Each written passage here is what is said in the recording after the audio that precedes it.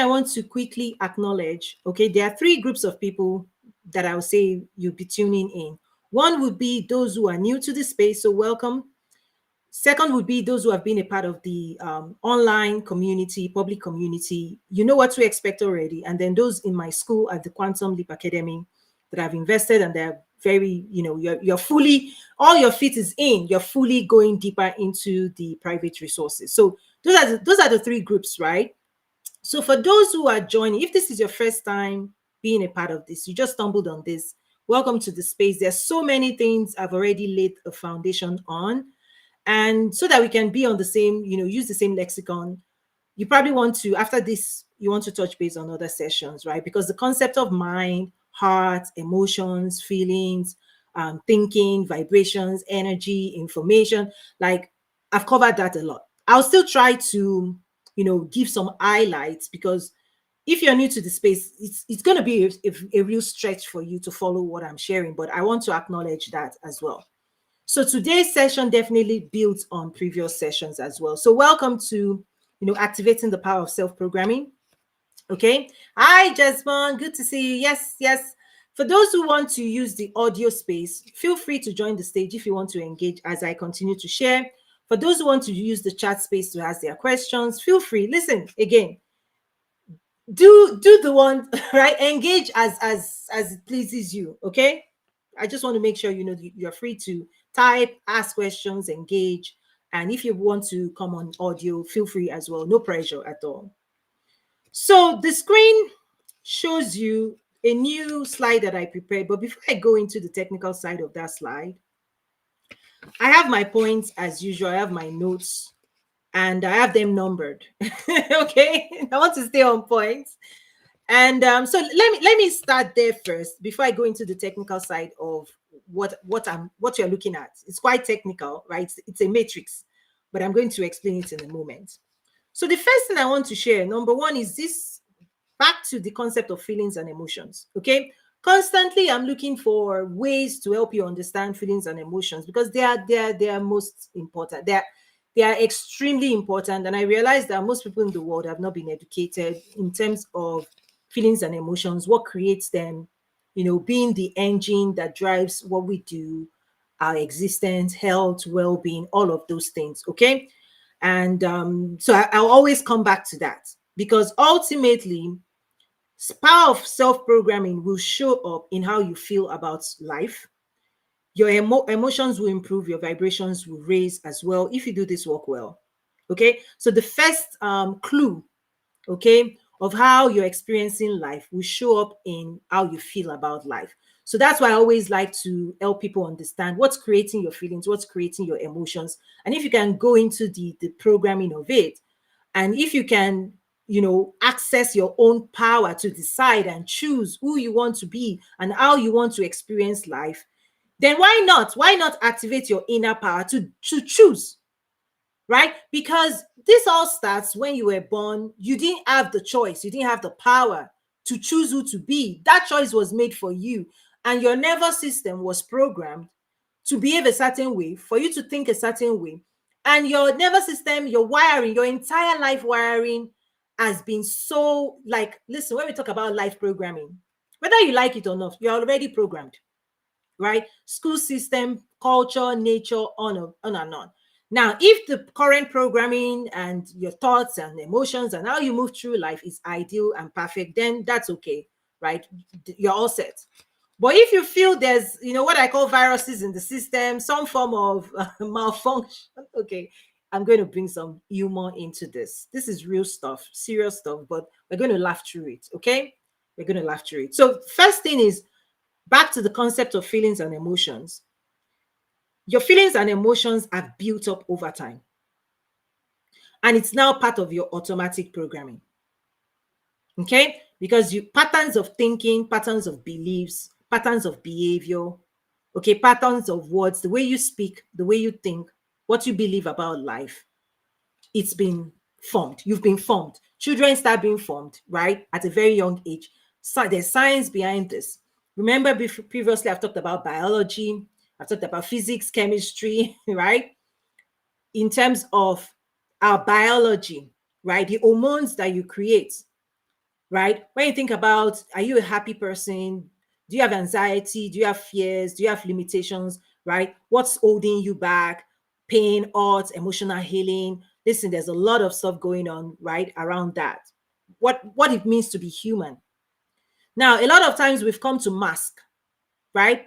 The mind programming, we've come to mask so that we present ourselves a certain way, okay, that we believe the world would accept. That's fine. But the key is when you put your head on your pillow at night, when nobody is looking, okay, the truth of you will show up, right? So generally speaking, we all are actors, right? we show up into the world how we believe the world will receive us, generally speaking, unless you are emotionally free and you are an independent thinker, that you really don't think about what people think, right? You just show up as you want to show up, and that's the most free you can be. But I'm just saying, generally speaking, people tend to present the best of them as best as possible to the external world. So a lot of the work I'm talking about is internal, between you and you, right? Where nobody sees, where you actually live, where your soul lives, where your personality lives, where your fears, doubts, limitations, triumph, success, beliefs, where it lives. That's this work. So no matter what you present to the world, this is the inner work that makes you at peace with yourself. So think about feelings, okay, as emotions over time that you now embody. Okay. And feelings is based on anything you have relationship with, a human being, the things you like, the places you go to, right? Is that feelings is how you relate to the world. And it is built over time. It's part of your history. So from childhood, how you feel about certain people is stored in you, in your memory, and the energetic coding, whether the feelings are positive or negative, is that it's built up over time through different interactions, right? With people, with things. There are things you like that when you see certain food, you're like, oh, this food makes me feel like I want this, right? It influences what you attract and what you say no to. But what builds up feelings is repetition of interactions and the cumulative, right? The debits and credits of emotions. I'm using accounting now. Greetings, everyone. Listen, I literally dropped my notes. Let me grab it. Okay. Listen, these notes are important. I hope I got everything. No, one more try. Okay, I think I got everything now. I'm going to arrange them back. Okay, good. Back to feelings, right? So emotions, okay, is think of emotions that now the energy in motion, emotion, energy in motion, what is flowing through you right now as you process life, your five senses, as you're taking information, as you're experiencing life in the moment, you are building up emotion. Okay, this is now. When that emotion finishes, when the energy in motion, right, chemical energy, when it dissipates, okay, realize that you are likely to walk away with a story of what happened to you. Okay, we are storytellers. We craft stories and we store stories and we retrieve stories and we tell stories and we share stories on and on. Is that when certain things happen, when you experience certain things in the moment, okay, somebody said something, you had a meal, in the moment it creates a certain emotion, positive or negative. When that is done, you are likely to, right? Your mind wants you to conclude, particularly if that experience was important to you. Your mind wants you to conclude. What's the conclusion of this experience? Was it good? Was it not good? Because your mind wants to set itself around what you consider important. Because life has a lot of information. Not all the information is important to you. So as you move through life, you get to decide. You are collecting information into you. You're reading books. You're going to classes, right? You're gathering information that you want to use to produce your life, to manifest.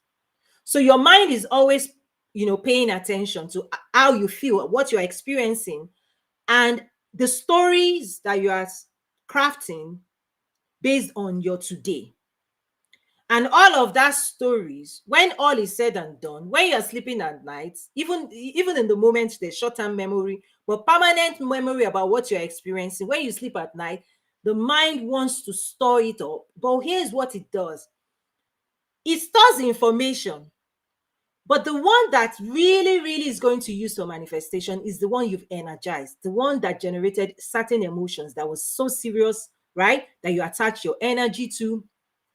That it will store it in a different file as very important. Very important means it is energized. You took it seriously, you acted on it. It's your reaction, okay, your emotional reaction was so intense. The more intense it is, your mind will take it seriously and it will store it as important for your life. Now, what it also does, it repeats it. Whatever is important, it repeats. And so, because it doesn't want to keep using energy to think, once you conclude once, your conclusions will become your feelings and it will reuse your feelings next time. The next time the same thing happens, it will copy and paste your existing feelings. It won't ask you, because the first time it asked you, you concluded. Now it knows when this happens, do this. You've automatically told your mind, if this type of scenario happens again, I just want you to do what I just did. Input, process, output. And so it stores your reactions in a file and then uses it to manifest the future. Anything in the future that happens similar to that, it will just copy and paste. It won't ask you again. It becomes a trigger. When something happens, do this, because you've now given instruction without knowingly or unknowingly. I'm telling you how this is wired.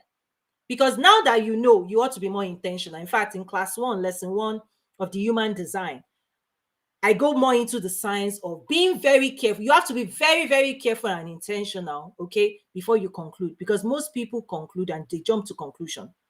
So as you're jumping to conclusion and telling stories of, oh, this person is nice. No, this person is not nice. Oh, this food is good. This food is not good. Oh, I don't like this. I like that.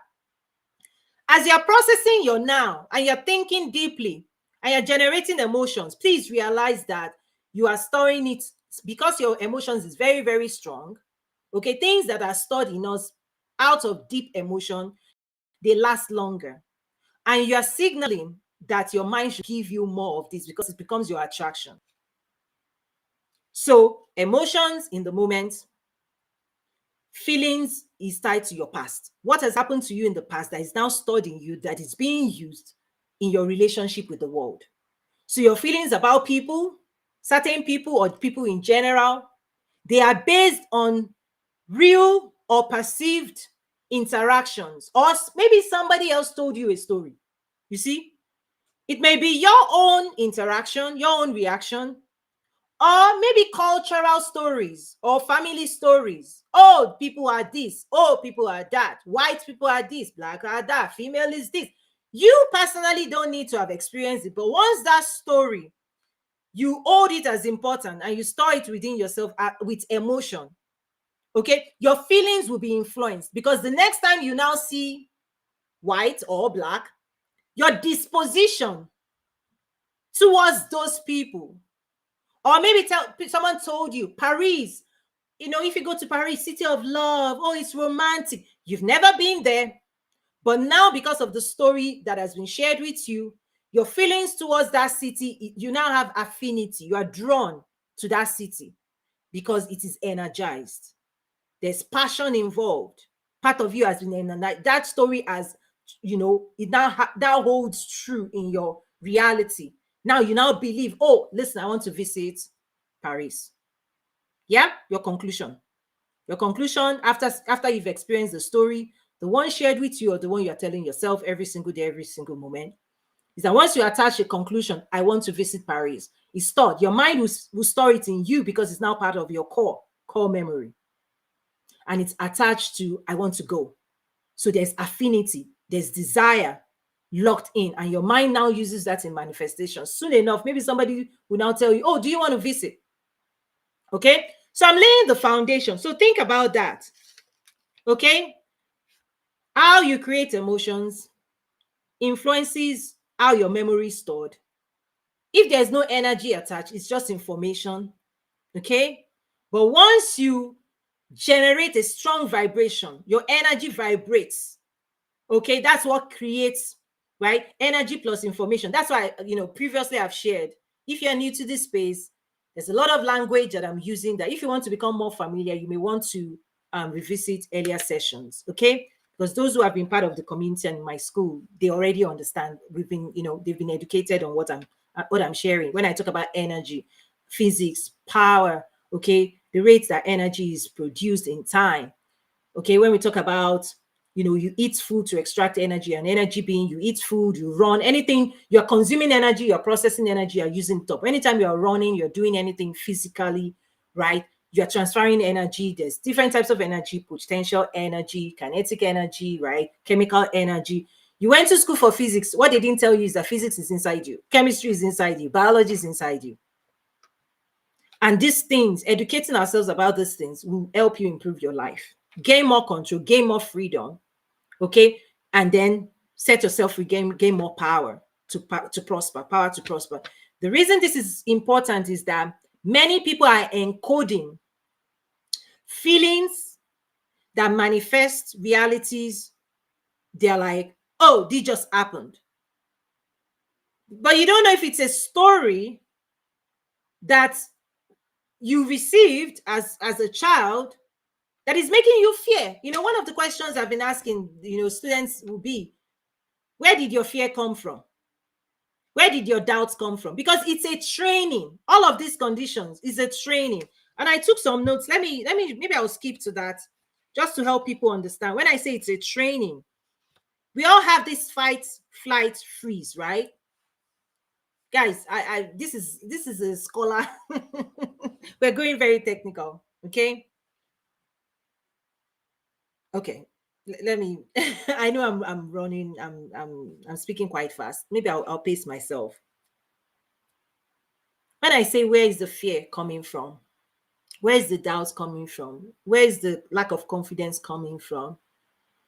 Because insecurities, okay, they come from strong programming, childhood programming, very, very strong.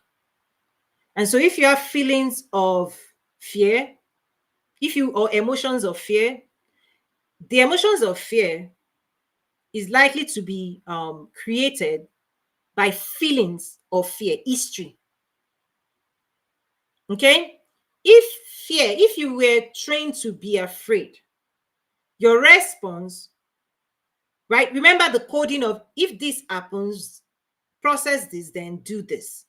If from childhood you were raised in a condition where people exerted force and their power on you, and they programmed you to be afraid of them, guys, if you don't reprogram and rewire yourself, people grow up even in adulthood and their response to life will continue to be fear. The same thing is anxiety. If you were raised and your nervous system was tuned to respond to life because you feel powerless, you don't have the power to address whatever is presented to you, okay, that's coding, that feeling from childhood does not just disappear. They show up until you do something about it. So a lot of these things is childhood programming, okay? And so what I'm offering you today and what I'm guiding you on is you can address those things and start rewiring yourself. You have to, because the future requires you to be more intentional, to take risks, to feel powerful, to become a winner. In one of my classes, the game plan, 12 strategies for winning in life and business, I talk about adopting the mindset of a champion. Because if you think you've lost, you've lost. if you've programmed yourself to be a loser, listen, right? You have to reprogram yourself. You have to adopt the mindset of a champion. You have to prepare to win. And in those classes, I talk about how do champions behave? Why do they even enroll in the game, right? Because if you don't see yourself winning, are you even going to try at all? Anyway, I'm gonna let me continue to follow my notes. And if you have questions, please drop it, because I want to quickly cover some of the notes and then I'll go more into the technical. We're going to go into practical, almost like a mini workshop with what's on screen right now. But I also want to engage those who want to come up to the stage. Jasmine, is anything I'm saying, is it resonating? Any question, comments? You can use the chat space, or come join the stage and engage as well. Number two, we take action primarily based on feelings and emotions. The things that we do, behavior, actions, how we speak, how we show up, usually, generally speaking, okay, is based on our beliefs and actions. Hi, Jasmine. How are you today? Welcome. I'm awesome. How are you today? Great. I'm doing great. Any thoughts so far? Contributions? I've just been listening. I had to run in and get my son, so I did miss a little bit, but I am all present right now, so I'm sure I'm going to have a thought or two. But I definitely agree with your emotions and your feelings at certain times how you make decisions. But is it how you should make decisions? Ooh, I love that. I feel like sometimes you can make a rash decision, or maybe not the best decision, had you given a little bit more time to think it out. I also think you need to have your emotions in check. This question is loaded. The answer is yes and no. It depends. It depends on emotional maturity. If you are living a heart-centered life, the answer is yes. If you are living in your mind, in your head, the answer is check again. A heart-centered life, okay, lives out of the integrity of their hearts. But most people live out of IQ, smart, book smart. And book smart is not the most authentic you. It's the best attempt to interpret your vibrations. Okay, most people who fail in emotions and feelings are the smartest people I know. Now, let me give you an example, just a very extreme example. Most narcissists have insecurities. Most narcissists, at their heart, they are hiding a lot of insecurities, but they use their mind to control other people. And the only people who fall prey to them are other people who in their mind are victims. So villains will recruit victims, but all of it, so I usually help people understand your heart is different from your mind. If you work on your heart, your mind will come along. And ultimately, there's some classes I've taught before where I talk about the connection between your heart and your spirituality. So for Christians, for example, Christians engage in a lot of spirituality. They know how to connect with God with their hearts. What is missing is they don't know how to use their hearts to connect with other human beings. Right? So the heart is the most authentic version of you, no matter how spiritual you are, because God even searches your heart. Because out of your heart, the issues of your life comes out of your heart, and your mind is supposed to be renewed. You can change your mind. Your mind is not the most authentic version of you. Your mind is just trying to act on your behalf as best as it can. And a lot of the fights, confusions, arguments come out of the mind, not the heart. I know what I'm saying is quite complex, but my answer is, if you are a heart-centered person, you are grounded. You're supposed to act in the integrity of your heart always, because that is when you tell the truth. However, we are living in a reality where people don't want to expose their hearts, right? But out of how they want to present themselves in the world, they can say yes when they mean no, they can say no when they mean yes, right? So that's why I'm saying the answer is yes and no, is that I will totally, okay, act out of my heart.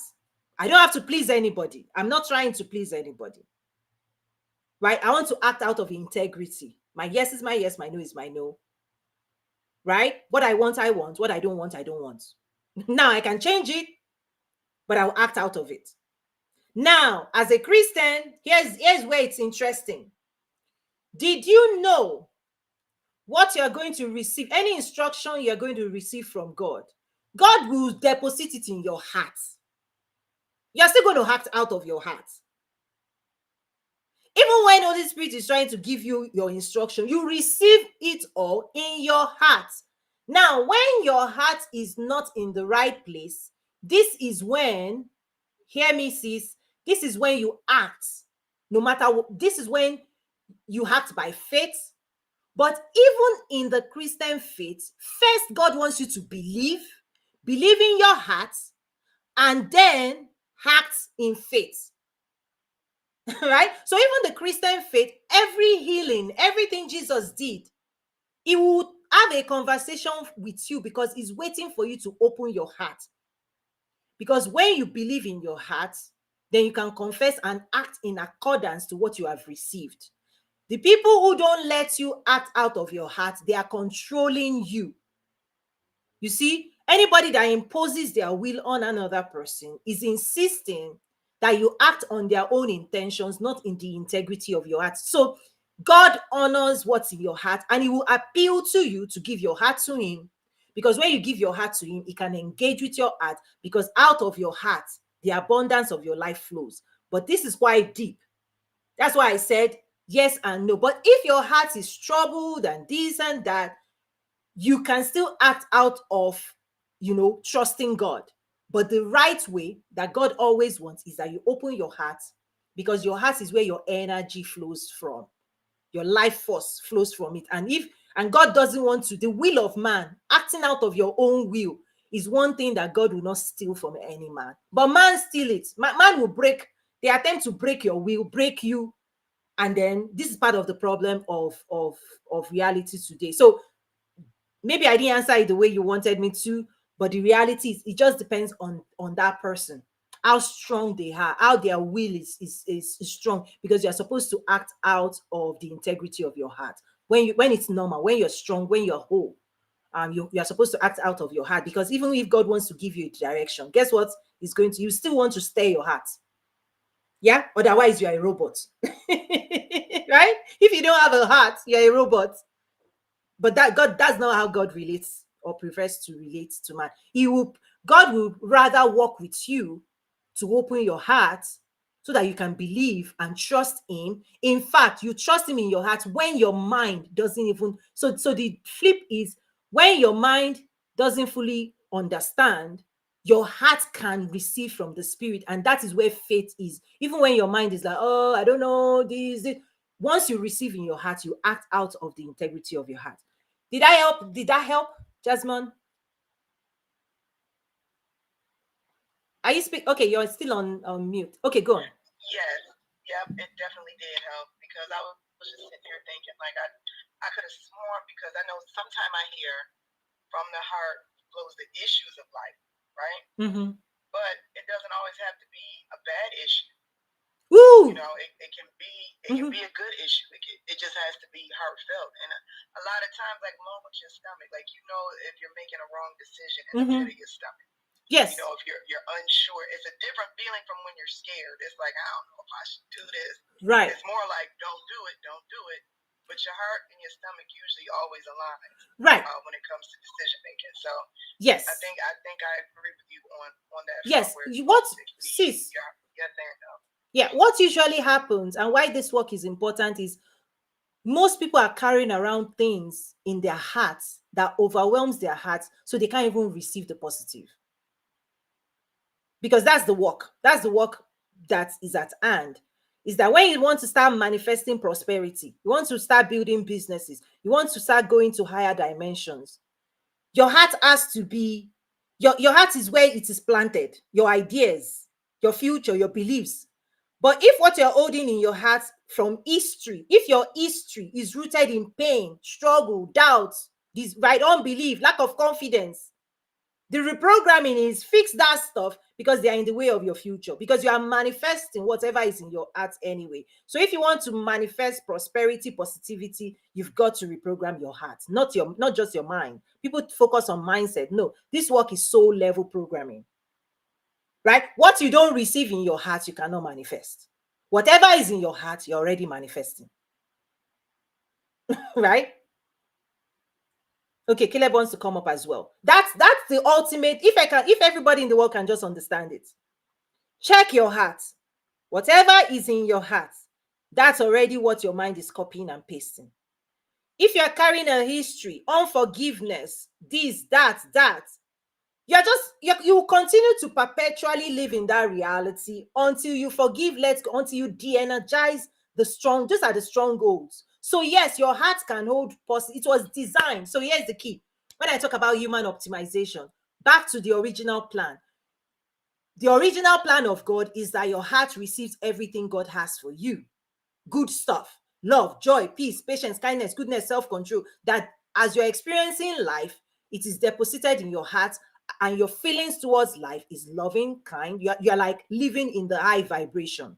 That's the original plan. But we know from the fall of man, in that same heart now is all kinds of stuff. I don't like this. I don't like this person. This person did me this. All the vibrations that is degenerating the reality of man is also in that heart. Part of this programming is you now need to decide. Choose you this day, right? Whom you will serve, right? What will you program your heart with, no matter with the history you're carrying around? Because there are times when you have to say, you know what, enough. You can reprogram yourself, you can forgive, you can let go, you can recreate a new reality in your heart, which will now be manifested. So that is quite deep. Caleb, did you want to say something? Welcome to the space before I move on with the next topic. Thank you, Coach Toyin. That's yes, though. Just changing not too long ago, I was here earlier and I requested, okay, no problem. Okay, let's keep going, but I just want you guys to know, if you have something to share, definitely let me know. I prefer the interaction because, listen, I could just do a video and put it out there. So number 2 was me saying we take action primarily based on our feelings and emotion by default. Okay, by default, by your current programming, is that emotion is the physiological response to the chemical energy produced in your nervous system and flowing through you. And depending on that chemical composition, the thoughts behind it, the intentionality, your body reacts, right? Because if you are thinking, oh, this, right, whatever you're thinking, your body produces and gives the body the permission to act on behalf of your thinking. By default, unless you now start practicing. Now, this is the beautiful thing. When Bible talks about self-control, is that, let's say you make a mistake and you start thinking a certain way, you produce certain emotions, and you now start seeing your body get angry, get upset. In a moment, if you've practiced self-control, you can still catch it, but trust me, that emotion, you have to discharge it somehow. That's another skill. But by default, the body acts, okay, out of the thinking. This is where thoughts get converted to the emotions, right? Energy, emotion, right? Chemical energy with the instruction, and it charges your energy field as well for the body to be activated to do, right, what you are thinking that you want to do. What do you want for dinner? If you say spaghetti, your body will receive the instruction to create spaghetti. So generally speaking, okay, we act by default out of this. Mr. Bose, good to see you. So our feelings, if I say, do you like spaghetti? Your reaction, okay, right now will be based on your history. Some people will say yes, some people will say no. Why? Based on accumulation of experiences in the past. Everybody's carrying history around. By design, we learn. This is how we learn as humans. Is that when you were a child, 5, you saw fire, you learn and you introduce more information into your system so that you can be more productive, more creative. We read books, we go to school. So our history helps us improve our performance, our creativity, okay, our manifestation. What's happening is that if you've been carrying around things that is not helping you be productive, it's actually helping you to become less creative, less productive, meaning you're not taking action, you're stuck because of your feelings about life. The worst case, people start going into depression, right? They've experienced so many negative emotions over time that makes them conclude life is ABCD. And now that feeling is now depressive. On the other hand, you can experience life a certain way and you're like excited, passionate, moving forward. What's the difference? Right? Is the history they're carrying around. Real stuff. But at the end of the day, if our history is the only thing controlling us, then we are robots. the opportunity and the power God has given us, that humans have, is you can change in a moment. You can change all of your history. You can go into your programming and change it. You can change. But there's a science to it. But most people don't know they can change. And when we talk about self-therapy and all of those things, is that you can change and you can de-energize certain thoughts and they will lose their hold on you. Christians, we have, in the Bible, we have different things that is covered about strongholds and all of those things, that there are certain thoughts that is so strong from childhood. And if you don't let go of that stuff, you see them in the future. Number 3. Mr. Bosede, let me invite you up as well. Listen, those who want to engage, we do, please feel free to come up.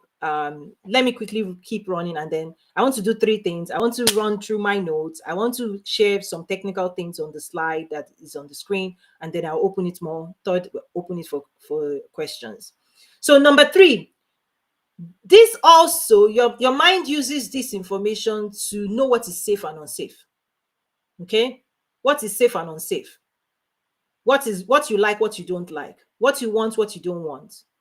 Okay, when you hold it in your heart, your mind uses that to make sure it avoids the things you don't like and then attract the things that you say you like. Whether you're sleeping or awake, your mind is using the encoding of your heart, okay, for creating your reality. Okay, I'll share more when I go into the technical stuff. So let me go into some examples of why this programming thing is so important. Remember, I asked earlier, where did the fear come from? Where are all these things coming from? Just think about fear as example. Think of it as when people lack strength, right? When they lack the strength to fight what is attacking them. So can you remember any time in your childhood when you were made to be afraid, right? When you were made to respond in fear? And parents, listen, there's a class in my school for free for parents of children, because when you know these things, you have to be very careful, because many cultures and parents don't know how they are programming their own children to be weak. Because if you grow up in a space and you're exposed to somebody demonstrating power over you, and you cannot do anything, and you cannot do anything, and you cannot do anything, and they want you to be afraid of them, okay? They are authority figures. They overwhelm you as a child, and they exert their full force on you constantly. What most of the people don't know is that the nervous system, the wiring of the biology of that child, they've opened a neural pathway for the child to be afraid. Okay? Fight, flight, freeze. When you are exposed to something that wants to overwhelm you, overpower you, are you freezing in space? Are you fighting it? Or are you numbed out? Do you freeze in the same spot? Okay, there's a part of your brain that responds, but if that child at 5, their response is to be to feel weak and to be afraid and to feel they don't have the power to push back, to resist. My point is, if that happens enough times in childhood, your biology has changed already. Like biologically, the chemicals, your muscle memory, all of those things, you are now wired with fear. So now people grow up, when something, maybe a boss said something, any authority figure shows up, and you've not worked on yourself, your first reaction will be fear. Trust me, they send that email in the office. You saw the email, you're like, oh, they say, why? It's that the biology from childhood, you've not rewired it. This stuff is real stuff.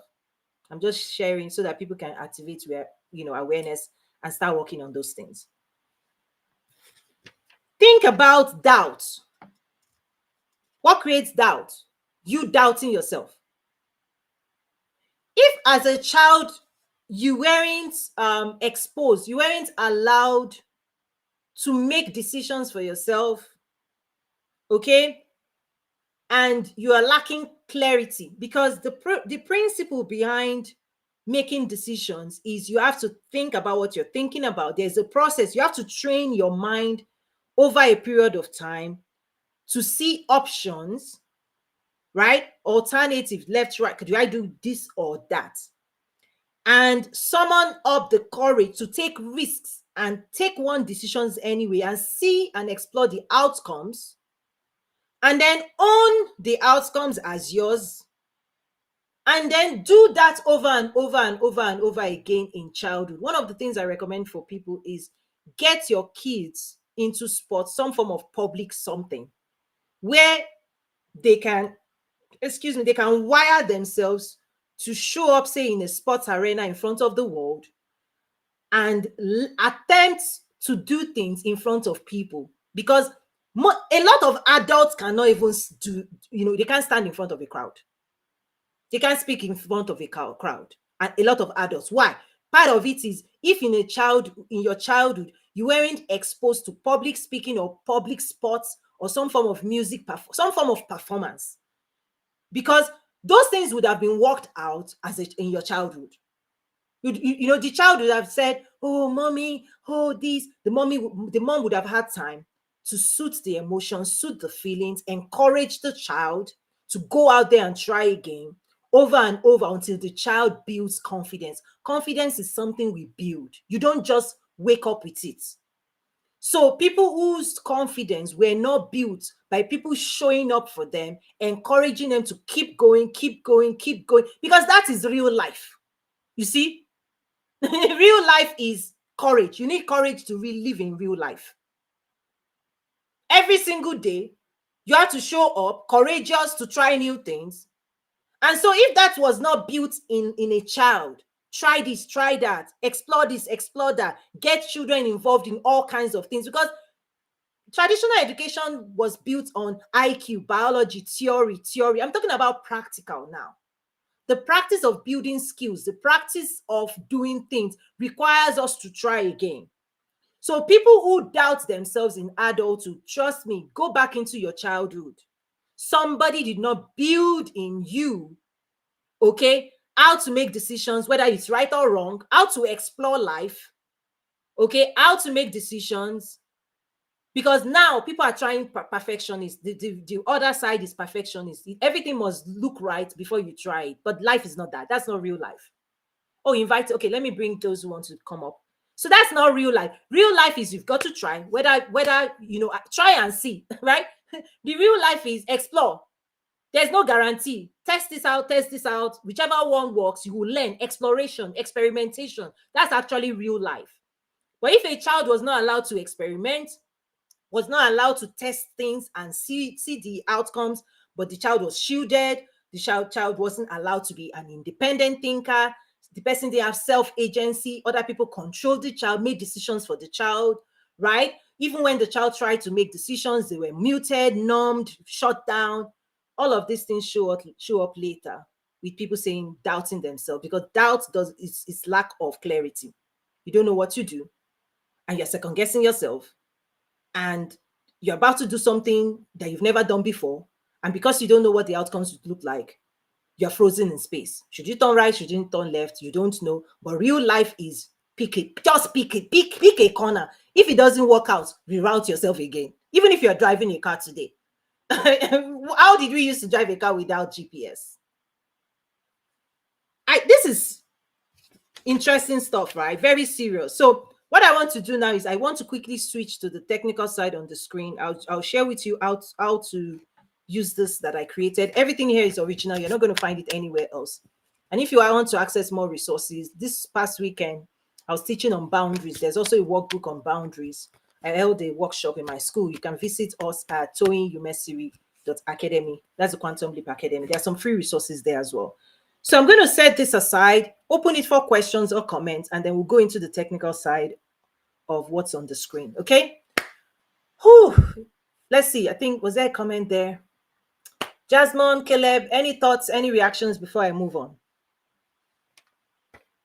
It was awesome question. I don't have a child yet, but I have people around, young kids around. I can. That's my responsibility to look after, and it's just beautiful learning to help them with this, do the right for their abortion. Okay. So you don't have to start from scratch when it gets old. And then the part where you said real life is just pick a corner, you're out to using it. So that's just amazing as well. Don't stay in indecision, don't be indecisive for too long. Like, why should you be indecisive? Right. Thank you so much. Yeah, real life. There's some life principles that if people are not exposed to, okay, or if let's say they were exposed to wrong, sometimes I say bad theology. People, we go to church, we sit down, and some places, I'm telling you, I don't know what's going on with it. Like today, some churches make you afraid. Listen, guys, wake up. You sit down under the wrong under the wrong theology, you become more afraid, not free. Right? This thing is everywhere. People go to church 20 years and then they're still afraid, they're still feeling limited. And that is the one place you ought to be unpacking your power, learning who you are, your divine nature. But trust me, it seems like some places, the longer they are in the hands of these theologians, they're feeling less and less and less and less of who God wants them to be. Just checking. Okay, there's a comment here. D. Avalon says, wow, very enlightening. How do you overcome the stronghold of doubt if it has been ingrained in you from childhood? Okay, I'm going to share. You want to listen to the technical side? I'll share right now. It's going to help because it's different for everybody. First is be aware, own those stuff, and then deal with it. Many people don't deal with it, maybe because the skills, right? Nobody's also teaching the skills. So that's why I pretty much created this slide just to help you. It's a matrix, but I'm going to attempt now to explain what I put on the screen. Now it's built on other classes that I teach. Okay, so if you see on this screen, you see the heart. So the heart is based on the Bible, the heart, not the physical, the one the Bible Jesus talks about, right? Anytime if you search your Bible and just search heart of man, okay, that heart holds energy, right? Your spiritual, if you're new, again, please check in with some other resources in my school because I've taught about this a lot. Talked about the heart that connects the spiritual to the emotional, the energetic, right? The energetic side. And in the spiritual is power. Christians are more familiar with the concept of power. But trust me, see power as a storage. Okay? Consider it power, right? As storage. You have to call on power. You have to decide. It's just like God will say, ask and you shall receive, seek and you will find, knock and the door will be opened. Is that God makes himself available because you are his child. It's just like your child has to ask you, mommy, give me this. Mommy, give me your bank accounts. You can be a billionaire, and your bank account is full, just like the prodigal son. The father can be rich, but if the son doesn't ask, you get what you ask for, right? So the bank account, think about it as power. God power, your spirit power. The problem is when it is time to use power, okay? When you want to manifest, when you want to be fruitful, multiply, replenish the earth, subdue it, whenever you want to do what God wants you to do, or you do what you want to do, okay? Go to physics. There's an equation between energy and power. As you are withdrawing, the rate of energy consumption that you can produce in time comes from power. There's no energy without power. Your battery, you put it into a toy. The battery has power, but until you turn on the toy, energy doesn't flow. Your house, right, can be wired. But if you don't turn on the switch, you don't generate energy. Energy is the ability to do work, right? The definition of energy, ability to do work. Anytime you want to do work, you you withdraw from power and you use up the energy. The rate of energy, you consume it, right? So as a human being, you have a life force that God provides to you, the breath of God in you. Everything you are going to do, everything you are going to produce, you will use energy to produce it. But you are also living in a world that God created that is voice activated. Voice command. Okay? And your energy, the one God has given you, vibrates based on words, thoughts, actions. And that vibration leads to conversion of energy from potential to kinetic, or from potential to chemical, then kinetic. There's physics and chemistry running in God's creation. Why am I sharing this? For those who have not listened to anything I've shared, like my previous sessions, realize that your stories, the stories you encode, that you carry around within you, when it is very close to your energy, it creates a vibration. That vibration gets your mind thinking, converting vibration to thoughts. Because once you start thinking, it starts producing. It starts using that energy with the information, the story you've created. Okay, as the man thinketh, so is he. The heart of thinking is mixing energy with information, and the stronger you think about something, now it's going to produce in your body the emotions of what you're thinking about, because your body is the actor to act out the story you've written. So you can see, most people will talk about mindset. I said, listen, leave your mind alone. It's doing exactly what it's supposed to do. The key is, what are you feeding your mind? Think about, you have a computer. If the computer starts misbehaving, it's because there are viruses. The computer is itself. It was designed to do certain things. But if you start typing or using your computer to go to places you shouldn't go to, listen to things you shouldn't listen to, or when you were a child, somebody started typing things and stored it in your computer, and you don't know where they stored it, and it's inside you, and your computer is now is behaving a certain way, you're like, wait, who did this? Why am I afraid? Like, what? Who are the people that actually wanted you to fear them? Do you know? Do you know, if you are somebody, an adult now, trust me, go back into your child, you will find figures that their duty is, they wanted you to fear them so that they can control you, so that you will not resist them, so that when they say go, you go, when they say come, you come. And you're now an adult, you are still fearing those people. You've not done this work. Real life is speak economy. Yes, you've not done this work. Because there are people who actually believe you must fear them. And you have not grown you've not grown. Okay. So let's go into the heart. Let's say I put here some examples. Let's say in your heart you say, I want. Okay. Because the way God designed you, he gave you the mind, the heart, the body. Okay. God gave it, God designed it for you. You are not your mind, you're not your heart, you're not your body. Okay? But if you don't know who you are, guess what? Everything is on autopilot already. If you are not in charge, the programming, okay, is already running the show. The day you want to be in charge, you have to grow some muscles. You have to grow some muscles, because your mind, listen, your body in of itself, the biological wiring is so strong. You have to be stronger than your own programming to reprogram yourself. This is the growth. When we say self-empowerment, self-development, is if the self does not mature, the self cannot handle. You can't control any of these things, because they are so powerful. So the first thing is to develop the self. That's the whole point of self-empowerment, is empower yourself with the knowledge and abilities so that you can control your life and outcomes. Right? Bible will tell you, study this book.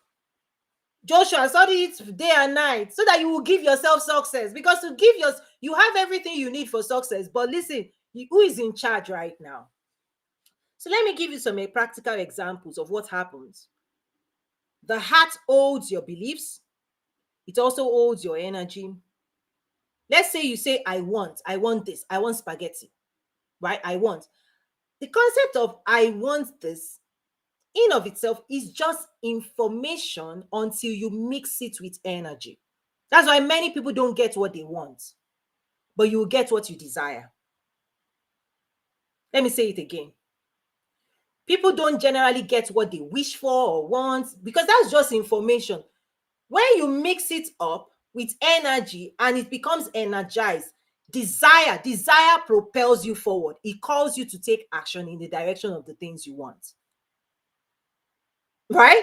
So many people will say, I want this, I want to start a business, I want to go to school. Yes, information. But your mind is not going to take you seriously until you mix it with a determination of possibility and pursuit within you in your heart.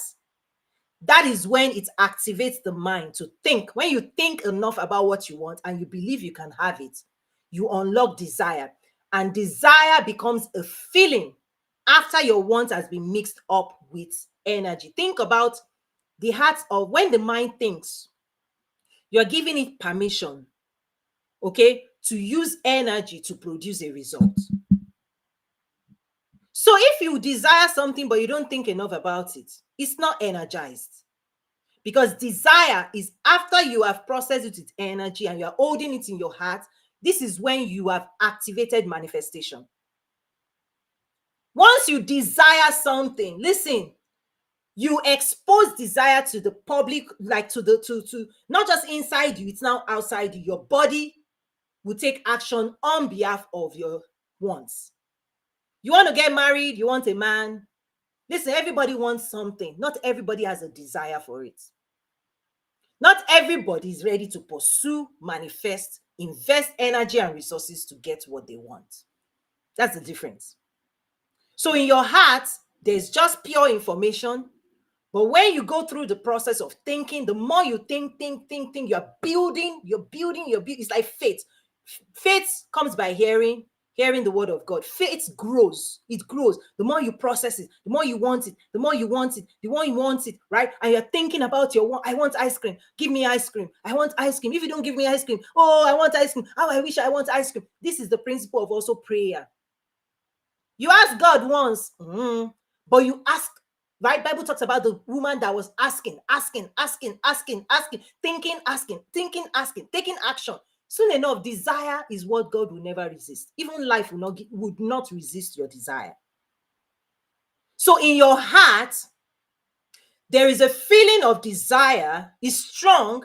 If a man wants a woman, it's desire. The man can sit down and say, I want that woman. If he's not willing to think about her, take action about her, buy roses, do something, show that you desire. Is he going to get anything? He's not going to get nothing. I'm telling you, it's a principle of life manifestation. Everybody sits around and say, oh, I want a good man. I want a good woman. I want a car. I want this. Listen, the way you are wired, you will invest. It's with your energy you will purchase. You will spend your energy first. Many people say, oh, money. No. What is more important and expensive is energy. You will use your energy first before money ever leaves your hand. Because desire unlocks the flow of heaven. And it is a feeling of assurance that if you pursue it, you will get it. Believe in your heart. Have faith. Faith without works, though, dead. But that works of pursuing your desires, you are guaranteed success if you keep pursuing. And in of itself, if you know how to do this, I want this, I desire it, you already have it in your heart. Once you have it in your heart, you activate the forces God has put to magnetize. This is what attracts what you want. When people want desire, God said you will not cut the desires of the righteous, because desire is saying you've used your energy to purchase it and it's sitting in your heart. But here's what you need to watch out for. This is the problem.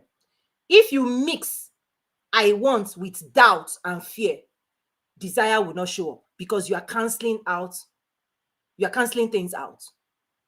Doubt is in opposition to what you want. Fear is in opposition. Anytime your mind is saying, oh, you don't have this, you don't have that, you are using your thinking faculty to cancel out your want. Want does not become desire as long as you're doubting, you're afraid, or feel limited. It doesn't convert. It doesn't convert. It's an opposing force. That's why you have to be careful not to be using your mind to think about the things you don't have, because they're not helping you. They will create emotions of doubt and fear and not desire. That's why faith is saying, I've got it. I've got it. I have it, will lead to desire. But when you keep thinking you've not got it, so you won't get it. Because when that crosses into your thinking, whatever you are thinking about is who you are.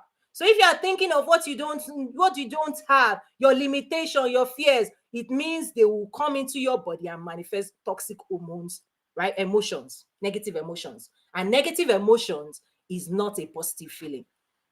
You can't manifest. In fact, you manifest those fears and doubts. That's what happens. You don't manifest what you want, you manifest exactly what you don't want. So go down on that screen. I like. So I want, when it is energized, becomes desire. Desire is a feeling that is magnetic. When a man has a desire for a woman, it may start out with I want, but when he has done so much work, pursue here, pursue there, it's now desire. The woman will know this man desires. The world will know when you've unlocked desire. It's exposed to the realms and it attracts. It attracts. Desire attracts what you want. When you expose your intentions to the world, you are energetically charged. You become magnetic to the object of your desire. Let's try another one. Let's say you like, okay? I don't know what you like. Let's say your boyfriend says, what do you like for Christmas gift or for your birthday? Eh? And you say, I don't know. He will get you whatever. But when you like what you like, okay? Many people make a mistake. They don't want to expose their like to the world. They don't want to energize it. You don't get what you like if you don't energize and expose it. But if you like something and you energize it, you think about that thing. Have you watched all these ads on social media of the wives that picks their boyfriends or their husband, the wives that picks husband's phone and then start speaking into the phone? Oh, buy me this, buy me, right? Because they are trying to activate the phone to send right signals to the husband and start scrolling or showing ads so that it would help the husband at least know what they like. And then when the husband buys that thing, they're like, oh, thank you, right? Because they didn't want to communicate it directly to the husband. They're using the phone to signal suggestion through the ad scrolling to the husband. That's what I'm saying. It's like once you like something and you energize it and you're ready to do something or communicate it, that in of itself is like affinity. I have affinity for, right? If you're in relationship with people, like, hey, this is my like, this is not my right. I like this color. What's your best color? What's your favorite color? If people don't know what you like, they're not going to give it to you. Right? Don't expect people to give you the things you like if you've not energized it. If your body has not communicated, hey, I like this kind of bag, I like this kind of purse. I remember some years ago, I don't know, it was Mother's Day, birthday, all those things. My kids and my husband went to the store, and trust me, they were looking, what does mommy like? What does mommy like? What does mommy like? My younger son was like, I know mommy would like this. Obviously, when they came home, I was like, yes, you know me, right? You know me. Because when we energize our like, the people we are in relationship with, they will know it and you are likely to get what you like. But when you don't share with the world what you like, you don't energize it, you don't think it, you don't communicate it, don't tell anybody they didn't give you what you liked. You did, right? What's your favorite restaurant? You've got to communicate it. But guess what? You are holding those things in your heart. Right? Affinity is what people who love you will give you what they believe will make you more happy. So the feelings in your heart towards the things you like is energetic. People will give you what you like. The people who love you, if they know what you like, because that is magnetic. If you tell your spouse, this is what I like, When he wants to pleasure you or please, what is he going to do? Go get you what you like. If you like roses, get me roses. If you like pause, this. If you like chocolate, energized like will manifest. It will show up in your life. It will show up. It will show up in your life. The lunch you like, the restaurants you like, people will take you there. But it is encoded in you, though. That's my point. You, within your feelings, you must have affinity from certain things. You must expose it to the world energetically, and it will drive your emotions and feelings. When people give you more of what you like, the energetic connection gets stronger. So people who love you, they are always in search of what you are storing in you that is making you happy, and they're going to give you more of what makes you happy if they know it, if you expose it to them. Think about this next example. I don't want. These are the things you reject. But it's information until you energize it. Right? When something you don't like is like when somebody buys you food. Oh, Chinese. I don't. Okay, I have to be careful here. I don't know what you don't. But let's say you don't like Chinese or Italian or something or Mexican, and they bring it to you. Even your reaction, even your emotion towards those things will be like, why did you buy me this? I don't like it. Because you are energized. It's encoded in you. Right? When you say I don't like, I don't want, I don't like, the encoding, okay, that you're carrying in your heart is the story based on the relationship you're having with those things. Hi, Roller Girl. Hi, Toyin. Yes, good greetings. So here's the key. This is where it gets quite dynamic, is that many people will use this power to self-sabotage.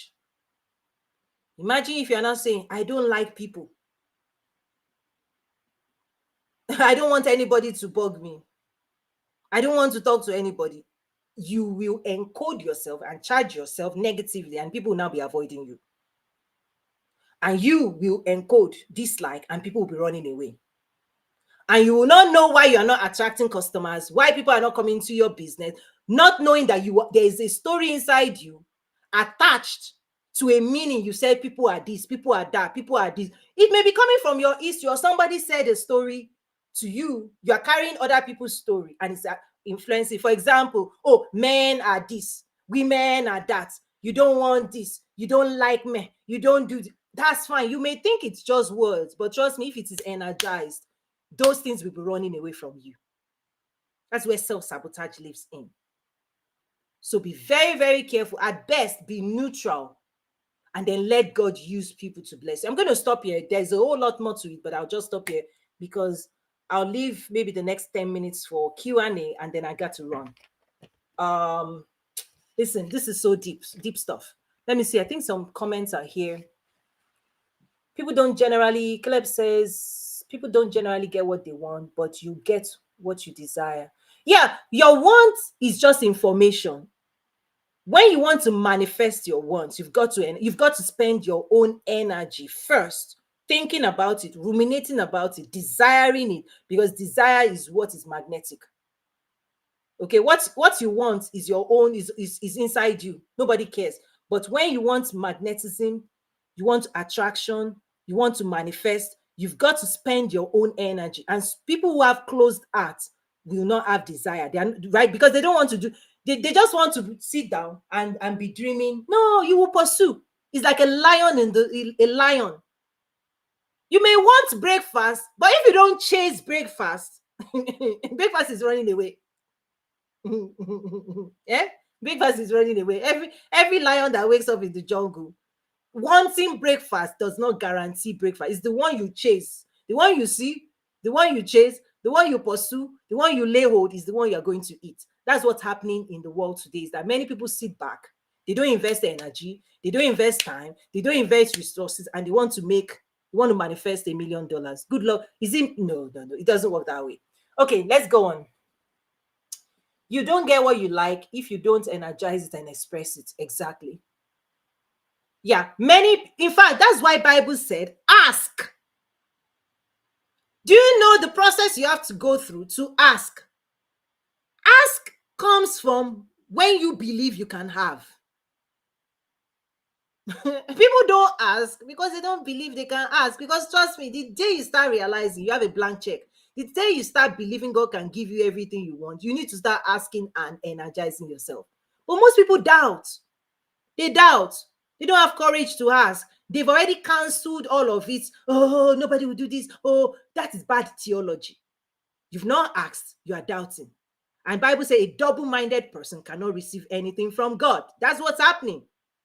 Because you were created as a divine being, that your words manifest, your thoughts manifest, right? Your beliefs, right, will show up in reality. It's driving your life. But if your belief is doubt, your belief is lack, then you're manifesting. I have not seen anybody that says, oh, they don't have money, and suddenly they have money. They never have money. People who say they don't have money will never have money, because that word alone continues to show up in their life, because that's their core belief. People who say they don't never have. Have you noticed? Bible says those who don't have, what they have will be taken from them, because doubt steals, fear steals. They disempower you from manifesting at the realm God has for you. You've got to get rid of those things, because doubt comes to steal what is already originally yours. Caleb says, don't expect people to give you what you like if you haven't communicated it. Yeah, even do you know this is the same thing? You have to be careful your relationship with God. Many people will say, hey, if God wants to give me, he will give me. You don't know the principle God operates by. Bad theology. Do you know? Remember the person that went to Jesus and said, oh Lord Jesus, if you would. Jesus said, I would. But you know, is that God expects you. It gave you a life force for asking. You are a parent of a child. Imagine if your child keeps coming to you and talking to you, making assumption that you're not going to give them anything. Oh, daddy will not give me this. Daddy is this. And talking bad about you. What would your relationship with that child be like? You're like, you don't trust me. All you need to do is ask, and I'll give you. People need to check their relationship with God again. Don't speak for God with assumption that God is not trying to bless you. Trust me, if you work on your relationship with God, you realize that you are the one holding yourself back. It's not God. It's not God. This is why God will say, trust me, my thoughts for you are of good, not of evil, thoughts to prosper you and give you an expected end. That is his own thoughts. If you trust that he wants to give you an expected end, you're going to go and sit down there and make sure he gives you to you, but you don't do that. Okay, let me start wrapping up for today. Energize, like, manifest. Okay, Akindele says, is confession, let me put this up. Okay. Wait a minute. Okay.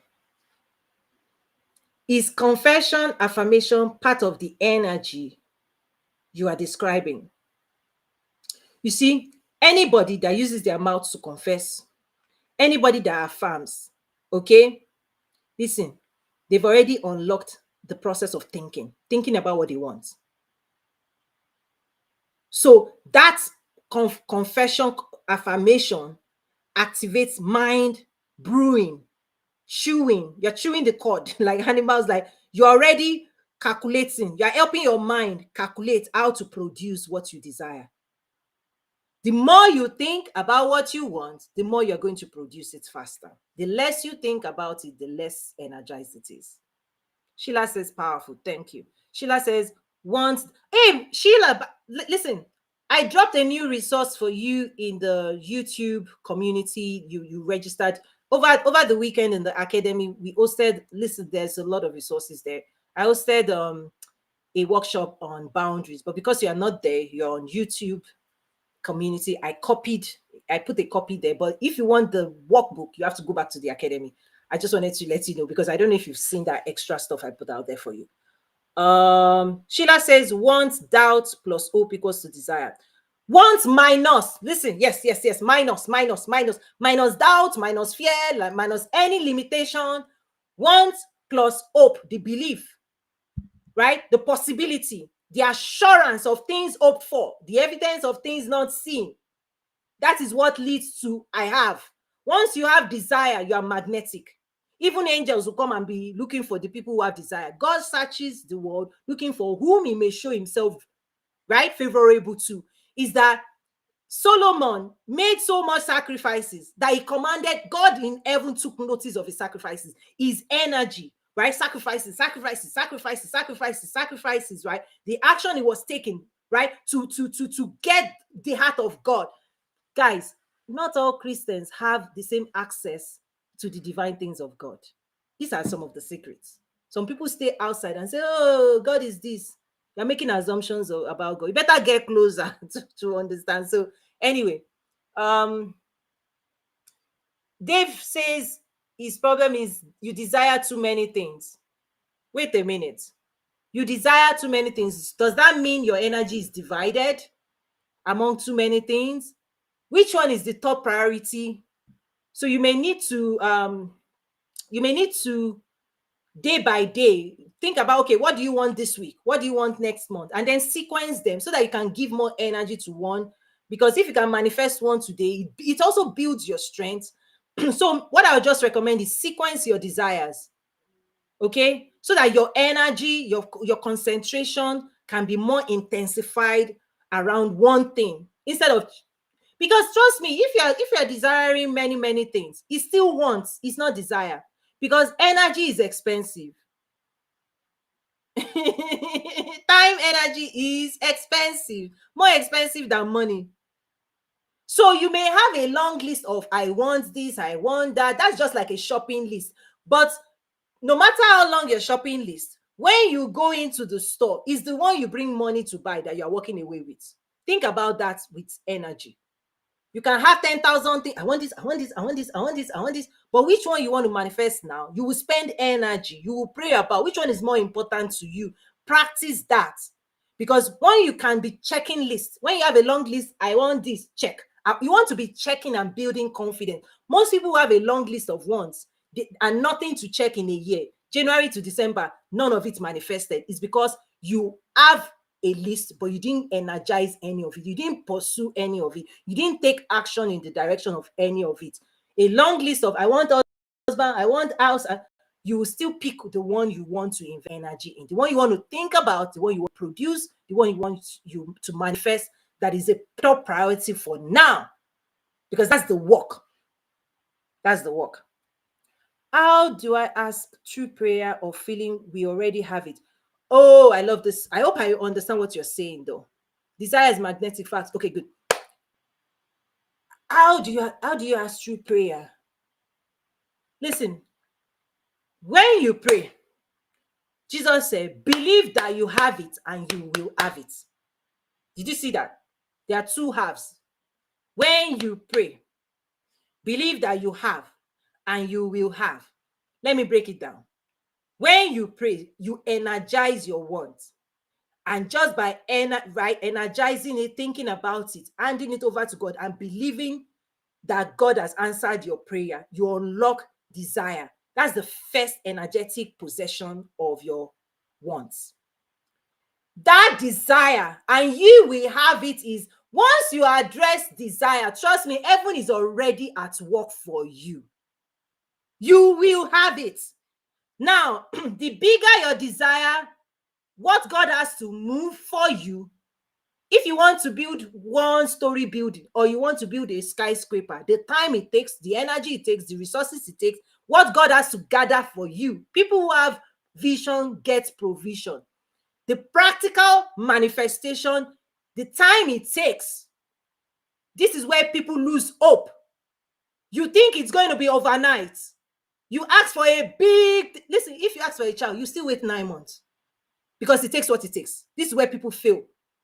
Jesus said, when you pray, believe that you have. That's the first thing. In your heart, receive it. You will receive it in your heart. Once you receive it in your heart, immediately there are forces of heaven running and being sent to give you what you want. Now, part of that process may be you may have to change. You may have to go to school. Let's say you want to be a doctor. The path to getting the doctor, God will open it, but you now have to walk in obedience. If you are willing and obedient, you will eat the good of the land. This is where people start self-sabotaging. After they have prayed, they now sit down. When God says, apply for the job, they don't apply. Do practical faith without works. Do things in the natural. right? That will help you gain what, right? Get closer to it. People will not take action. And you think only heaven will do this work. No, the promised land was given to God's people. But when they didn't fight their own Goliath, when they didn't confront the challenges, they lost it all. That generation lost it. Not that God didn't give it to. This was guaranteed promise. This was guaranteed success, guaranteed destiny, guaranteed desires. But they did not fight the battles. They didn't show up for it. They started doubt. They lost it. You think the enemy will not come? When the bigger, listen, this is the fight of faith.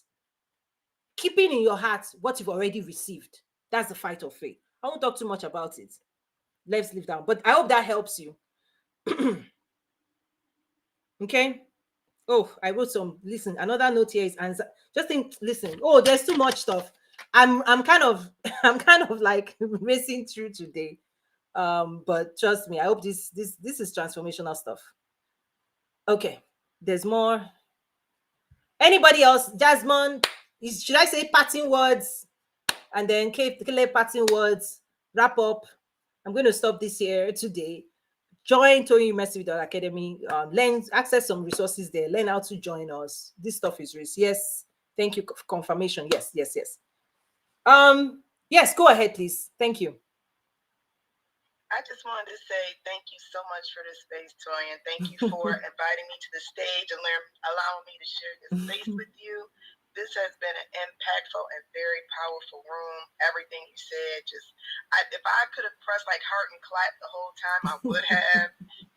Thank you. Every time I join one of your rooms, it's always powerful. You always provide so much knowledge and good, useful information. So again, I thank you. Oh, thank you. Thank you so much. But what are you walking away with? Any shift? Any major shift or reminder or confirmation for you? Just that desire is magnetic. I put it in the chat because it just resonated with me so much. As a business owner, well, I would say like a baby toddler in the game. I just know that what I want, I have to work for what I want. I have to be what I want already, and just already see it and already have it in my mind, and not just mope around because I didn't make a sale or I didn't bring any money home this quarter or even this year. Just keep putting in the work and keep building and be the energy, like you said, be magnetic. Continue to do that. Just continue to grow with my audience. Yeah, let me share something. Okay, I just did I taught some classes on energize your business, because the whole point of teaching all these things is that a lot of business people self-sabotage, right? Because you cannot be asking for this, but the emotions and feelings you embody is canceling out your what you say you want. Right?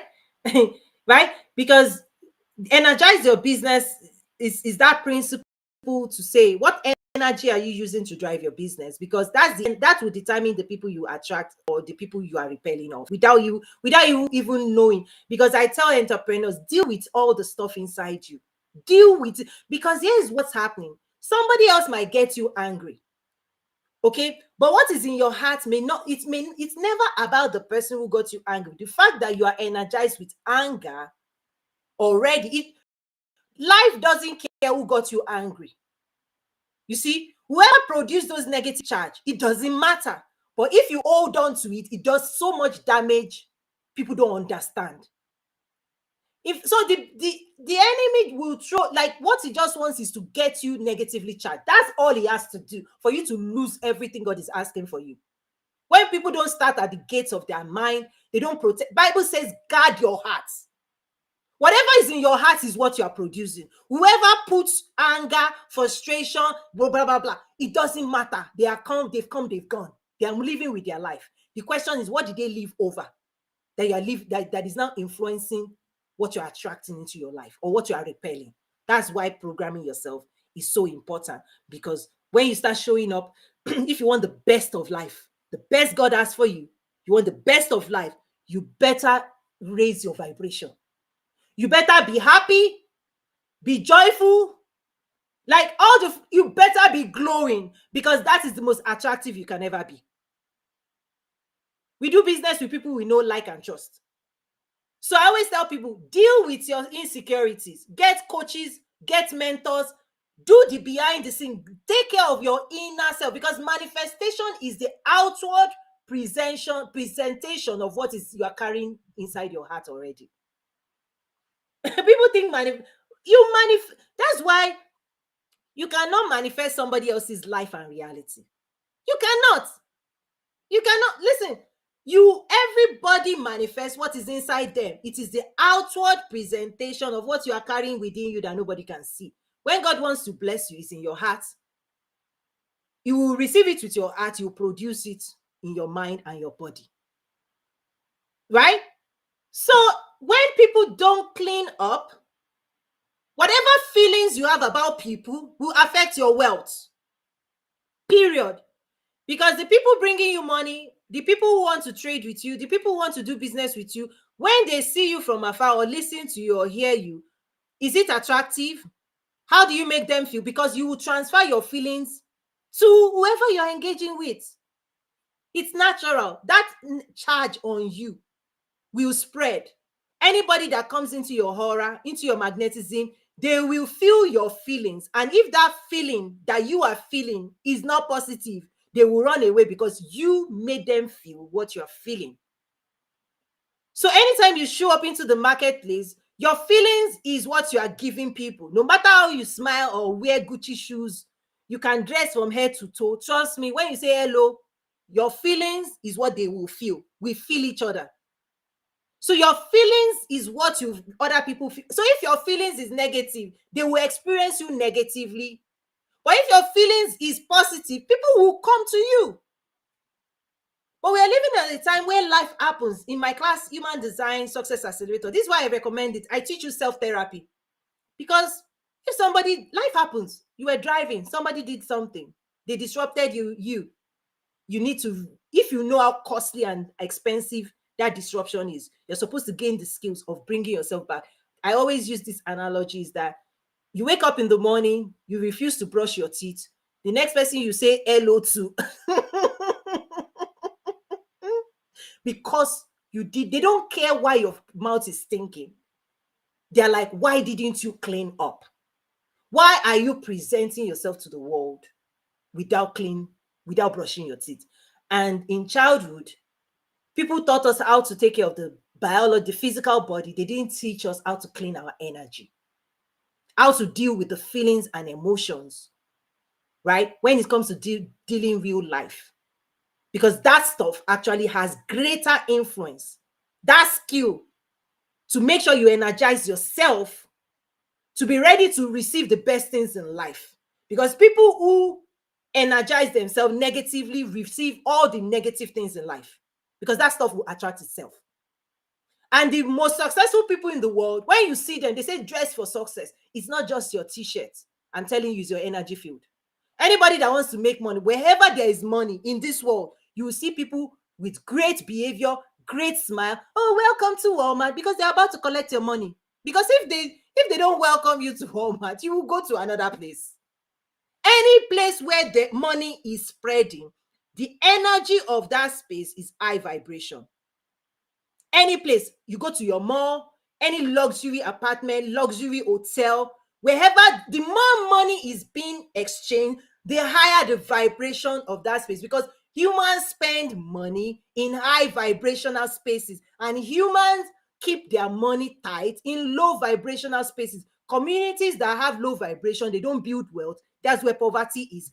Communities that smile, that party, that dance and sing, and they're always feeling good, they are spending money, they are making money, money is flowing easily among people. I'll give you that for free. Let me start. Okay, Roller Girl say, I can't get out of my baby. Oh, thank you for being live. Join us in the school. Listen, the stuff we're engaging in the school is what people need to really, pursue success in life and business. Okay, that's it. Caleb, parting words quickly. I need to wrap this up in like. Yeah, thank you so much, Christian. I wanted to drag and joke and bring up another point, but I think in haste. But it's awesome. It's always awesome. And aside from that, since you're talking about rewind the emotion, sometimes it's like I said, it's a mental. It requires a mental shift. For example, let's say someone that has been trying to earn a certain amount and never thought of it being possible, and then comes into the room and hearing you say something about your desire. How Yeah, that's, like, let me bring the spiritual part yeah, down. desire. Once you unlock desire, your mind, this is not magic. Desire would get you also closer to everything you need that you require to produce it, because this is practical. Because the moment you desire, you've spent energy. Give me this at all costs. It means you are also willing to pay the cost in the physical realm. Once you spend energy in the spiritual, energetic space, physically, you will spend your time, energy on the things you desire. The girlfriend you are chasing, you will buy rose, you will use your money for the things you desire. But anybody that doesn't spend their energy will not spend their money, because everything can still cost you financially. And you realize that people who close their heart, they don't want to spend money. How bad do you really want it? You want this girlfriend, but you don't want to buy chocolates. Go and live your life, because these things that you desire cost what it costs. So that's another practical thing people have to know. People who want to eat their cake and have it, you are abusing laws of sowing and reaping. So once desire is the first investment, the energetic investment in what you are pursuing. Beyond that, you invest time, energy, and resources. But those who haven't even unlocked energy, is it money they will now give? They won't give money. But that's why Bible says, where your treasure is, that's where your heart is. You cannot with one mind say you desire, and then second you say you're not spending money. Nobody will, like, that's, you're on your own. You want to build a house, you don't want to buy cement. Okay, live in your house in your head. Because the money and the resources you will use to manifest, it will come to you. But if you then refuse not to invest financially in the things you desire, please blame yourself, don't blame God. For example, you say you want to build a business. God says, Toyin, there's a school. Toyin school can teach you entrepreneurship, business development. Then you are saying, you want everything free. Is free going to produce the heights of success you want?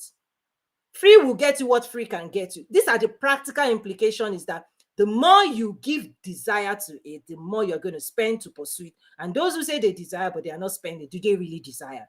Because desire is at all costs. Give me this and I'm ready to do whatever it takes. Most people don't want to do what it takes to achieve success in life. So they still want what they want on their own terms. But life doesn't work on your own terms. Life leaves people behind.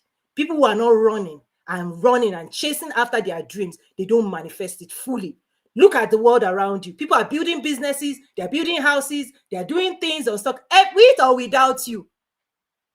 You see, life leaves people behind when they want to eat their cake and have it. Oh God, pray, they pray. When God brings practical things, go to class, go and learn, go to school, they don't want to invest money. So what are you going to do about that? Guys, I got to run. Akindele said, faith as the substance of things hoped for, the evidence of things not seen. Can you help unpack this? Maybe next time, because it's connected to this. The substance is that the emotions that would help you pursue. That's why faith without works is dead. It will give you the ability to pursue and win, but you have to pursue and win. David had to still kill Goliath, even though he was anointed.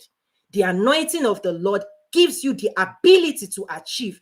And so those who don't want to do work, who don't want to spend energy, you can have anointing, presence of God, but trust me, in this reality, you must engage physically as well. God bless you. Gotta run. Thank you so much.